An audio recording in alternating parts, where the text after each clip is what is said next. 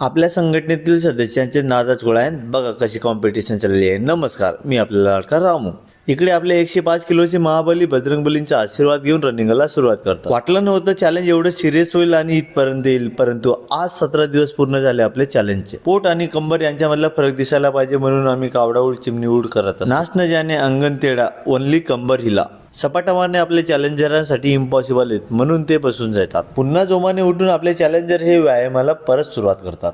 इतने बडे पेट को पतला करते करते कहीं रामूना पतला हो जाए. मग आम्ही जमिनीवर पाय आपटत राहतो. इधर मी तिथली बनकर उठ राहू, परंतु तिकडे बघितले तर आपल्या चॅलेंजरचे पायच मागे येत नव्हते. चायला आपले चॅलेंजर एक दिवस सलमान खानला नक्कीच टक्कर देईल. हा व्हिडिओ तर डायरेक्ट सलमान खान पर्यंत पोहोचून द्या.